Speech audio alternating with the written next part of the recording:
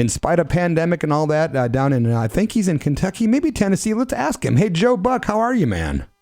I'm great. Hey, Derek and Tracy. Hey, so exactly where are you? Western Kentucky, by Murray. Nice. Sister Tracy, want to say hi? I do. Hi, Joe. How are you? Good, man. Thanks for being with us tonight. I'm glad to be here. Well, we've been looking forward to this, man. I made a short list of questions, but so many people reached out the minute we said you were going to be on the show. I'm like, this guy's got so many fans. I had no clue that, I knew you were talented, but dude, you got a lot of love out there, man. I'm very grateful to all of them. Yes. Is it hard for you, man, not being able to get out, or are you playing out because of pandemic, or are you kind of staying in? No, I'm in purgatory right now. It's terrible. Yeah, I was going to say. I kept trying to book shows through at the beginning, I thought this can't last very long. I just didn't think, and it's like we have to book out 4 or 5 months out in advance. So we've canceled 2 tours, and I don't know when. We're planning on March of next year, but who knows? But yeah, it's not good. But well, you know what? And yes, it's weird. Well, But, it's like my son and I, it's like I homeschool him, and that's so great and things. So, making the best of it. No complaint. Yeah, and you know what? I know a lot of musicians are feeling the same way, and I just keep trying to think that it's going to make it all the more awesome and all the more special, and hopefully we'll all appreciate these things that maybe some people took for granted. Maybe that's what will come out of it, and if that's the case, I hope so. You know what I mean? Yeah. Well, you and I both are the eternal optimist. Right. Music is not an easy business, and it's like expectations can kill you, so it's best not to have any. Yeah, expect nothing. You know what I'm saying? That's expect kind of nothing. When something good happens, it's like, oh wow, what a nice thing. That should be a metaphor for life. Really. If you don't have real high expectations, you'll never be let down. Amen. Exactly. So how old's your son, Joe? He's 6. He'll be 7 in a couple of weeks. He was born on the winter solstice. Are you teaching that kid guitar, or is he already a master? It's funny. He's at that age. It's like a real guitar is hard for him to play. His little guitars are okay, but he has more fun with. I have this chord keyboard thing, and it does a bunch of stuff, and he has a lot of fun with that. He's definitely my son. He was just cracking me up the other night. It's like he had this one where you go to the low note, and it was just like he was doing it on the high. He just started stomping his foot, and I just started cracking up. And I was just like, "Yeah, okay, kid."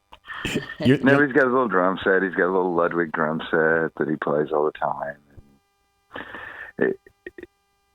The piano and the drums are where it's at. If he can. If you understand a piano, you can play any of the instruments. So it's a good place to start. And it's like I said, the guitar stuff, he's like, Daddy plays the guitar. Yeah. Let's play something else.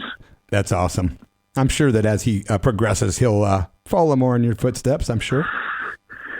I just want him to do whatever he wants to do. Yeah. He's really into the horror movie thing. It's like, and he's never seen any of them. And it's like, but I don't try to shield him from any of the stuff, but it's like, but no, it's like one step at a time. So many costumes. That's where I spend my money, is on his costumes. He has a whole wardrobe from the Plague Doctor to Creature from the Black Lagoon. To, nice. Oh no, he's a buff on the. I can't wait to get him with Jeff Clayton and Godzilla and Gigan, and he's like, "You got to go to Japan." Yeah, he'd love it there. That's for sure, man. For those who don't know, Joe, I believe the first projects I ever heard about with you was a Gringo from 1995, Pravda Records. Did you do anything before that, or was that one of your first releases? No, I was in Baby M before that, which was a great band. But, drug addiction and my friend dying and things like that kill, But Baby M was a great band, and but we were splitting up. I mean, and the Gringo thing, it was awesome. I was so mad at Mike. He was the guy at Baby M. And it's like, I played drums at Baby M. But in Gringo, I played guitar and wrote the music and sang. And it was like, I did my last show with Baby M on a Tuesday, and then I did the first Gringo show at Lounge Acts on a Saturday. Wow. And also... That was when I went to Nashville. I was still doing Gringo. Man, I know you lived in Nashville for a while, and then I think you were kind of like, screw Nashville because it got all the new country and stuff, and it just changed and became more gentrified. Is that true? Well, I mean, yeah, I went to Nashville in 90. First, I think in 96, I was like doing a Gringo show, and we were support for Southern Culture on the Skids, and we were in Indianapolis, and I loved old hillbilly music. It was, Hank Williams changed my life, and it wasn't, it was the music, but it was because I was from a farm from Southeast Missouri, and I hated country music, and I loved punk rock and blah, blah, blah. But when I found Hank Williams in like 85, opened your mind a little bit. I felt so defrauded. Like, how could I not know what this is? How could I not know this? How could I have said I didn't like country music? It was like I'd never heard country music, and how could I not heard country music when that was all that was played on the radio? Wow. Yeah. So it led me on my little journey. But we were doing this show with Southern Culture on the Skids, and I flipped out because I was kind of aware of the whole hipster, like, white trash thing, but I wasn't. And it was all rich college kids wearing DeKalb hats and John Deere hats and drinking PBR, and I thought they were making fun of me. Oh. And I was flipping out. Rick's like, "No, man, they love you, dude. They love you." And I was like, "Well, they're making fun of me." He goes, "No, white trash." Mixed signals. And I was like, "Fuck!" He's like, no, not white trash, and because I've been trying not to be that, Right. And I was like, Hank Williams' music was always about upward mobility and not dumbing it down. Yeah. Sure. So I flipped out, and I was like, I'm never going to play the electric guitar again. And we're going to I told Layla, she still has the bar in Nashville right now on Old Broadway. I told her, we're going to Nashville, and I'm never playing the guitar again, and I'm never playing a song past 1951. Nice. That's basically what I did. Well, dude, you became like enamored with, and you had this profound experience hearing Hank Williams, and the next thing you know, you're playing with Hank Williams III, which is Hank's grandson. How did that come about?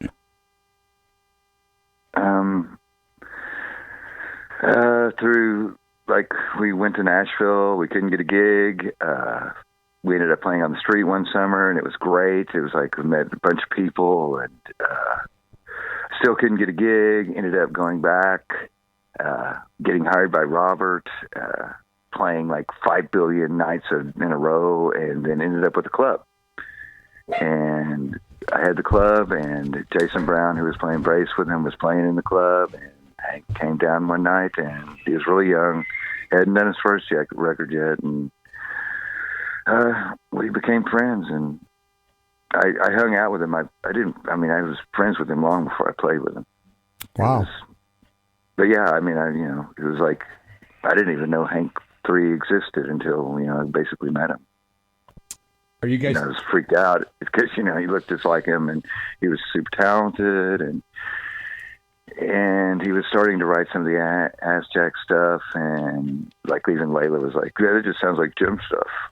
And we were instant friends, and yeah, he took me around everywhere in Nashville when he would do any show or whatever, because I was there to be the enforcer. Like, I mean, nice. And make fun of all the new country people. Well, you do a good job of that, and I like that about you because we're not fans of new country, and we're big time into the old cats like you are, and pre-1950s, you know.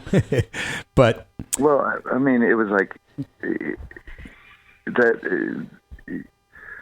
I'm always like my whole thing with it, it's like I had to become a audiophile almost because it made me so upset that I was like, if they can bury Hank Williams, what else have they buried? All kinds of stuff. And I mean, it led me on I'm writing this book and this thing. It's like, I'm not trying to, I don't think I know anything, but it was like what it led me to was all these modern conveniences we have. And even back in the early, turn of the 20th century, in the early 1900s, it was like the advent of the record player. Mm-hmm. It diminished music greatly. Because before Robert Johnson and the Carter family and Jimmy Rogers, you had to go hear live music live, and you hear that very moment and the moment, and never to exist like that again. Ah, good point, bro. And it was, so the immediacy and the importance of it was great.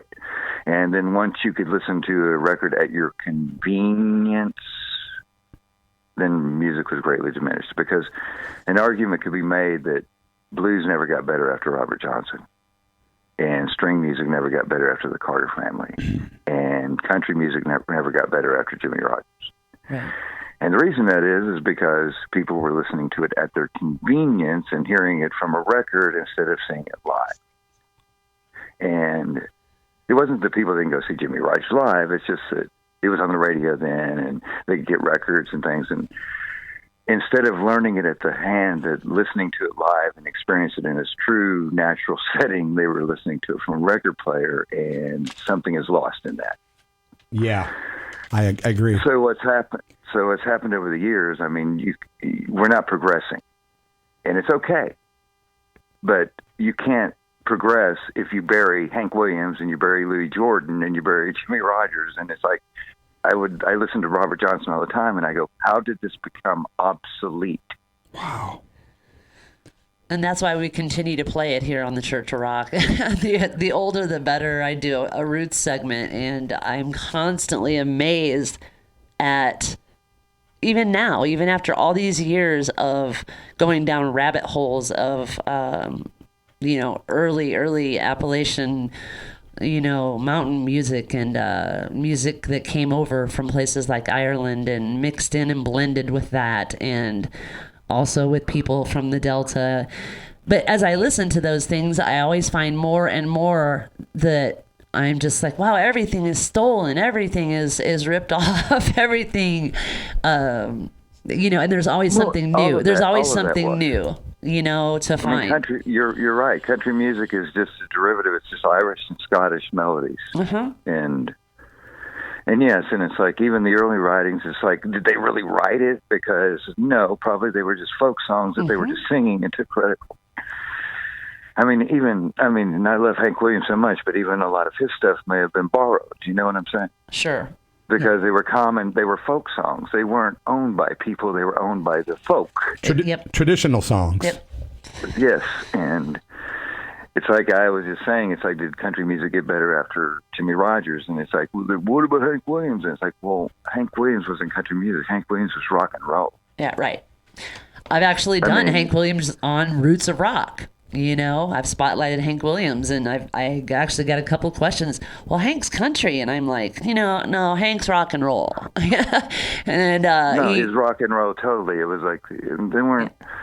Bill Monroe. They always joke about Bill Monroe keeping his blues records in the closet so nobody saw them. But he was listening to it. But Hank was the first one to openly he said blues in every song, basically. We could get into a great conversation that would last for days. I would love to do that sometime, but I think we have a couple questions, fan questions perhaps for you. Yeah, I think we do have some questions, if you don't mind me asking, from a couple fans. No, whatever. Somebody wanted to know, do you still own Jim and Layla's bar, the Honky Tonk in downtown Nashville, or is that long gone? Well, they just somehow it just nixed Jim. I'm sorry? No, it was a bad deal. It was like, I mean, I'm not going to talk stuff, but it was like, yeah, the guy that owned the building,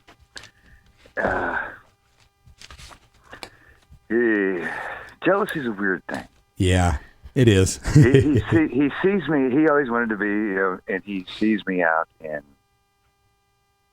L.A.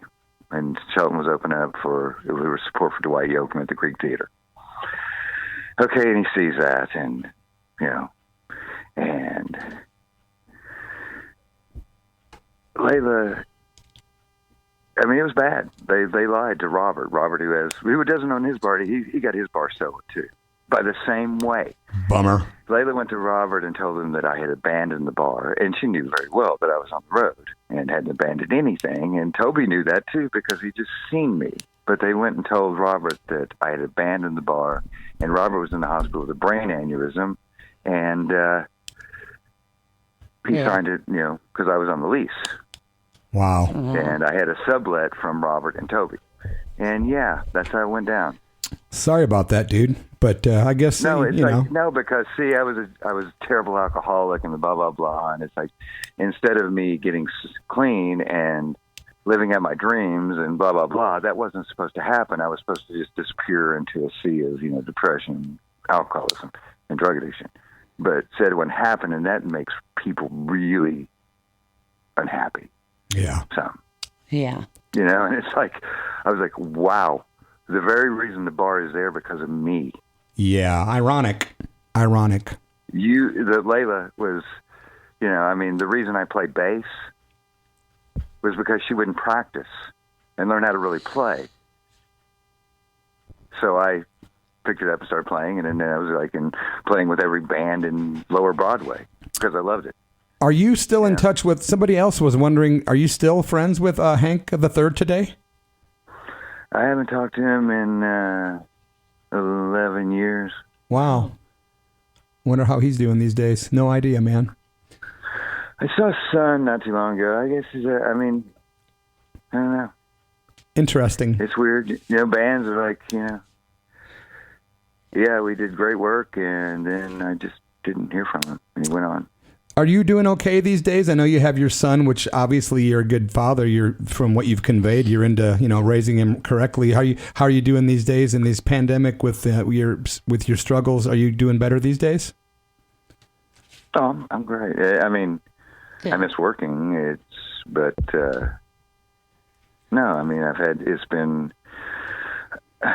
I've done so many thousands of shows and whatever, and it's like my mother had some health issues. She's 95.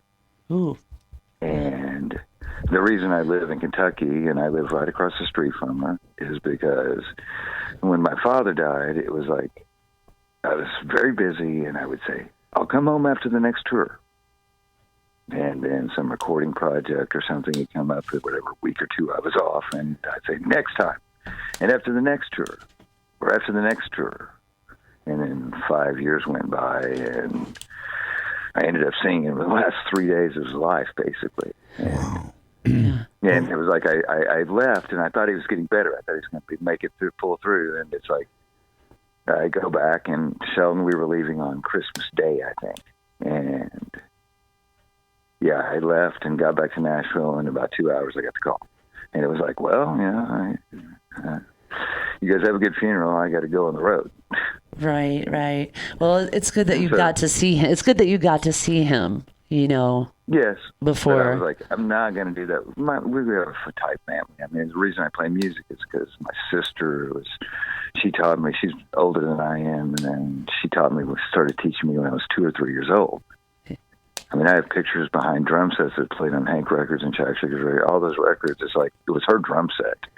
Nice. It's a 1964 Ludwig kit. And it's like, I have pictures behind that when I'm like 2 or 3 years old. Like little Ringo. Yeah. Well, yes, exactly. That's cool. You're Like with your mom. That's great that you're very close to your mother and stuff. That's what family's all about, brother. So bless your heart, my friend. That's cool. Well, it was like I'm gone so much that I was like, if I'm home, I'm not gonna regret that. Yeah.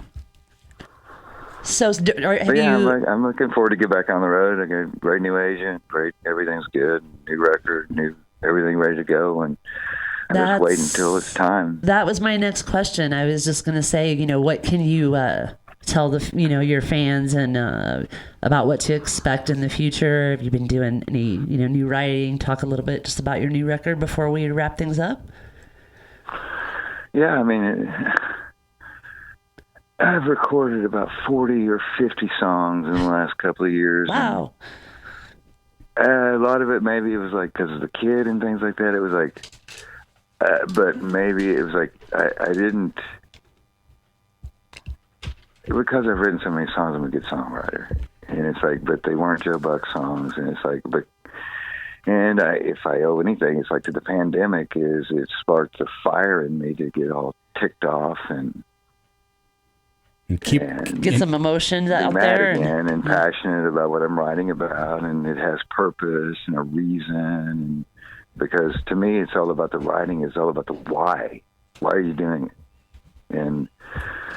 And the motive. And if you don't have that, it's just words and math. That's right, man. Well, and yeah, go ahead. Oh, I'm sorry. I didn't mean to cut you off, brother. No. Yeah.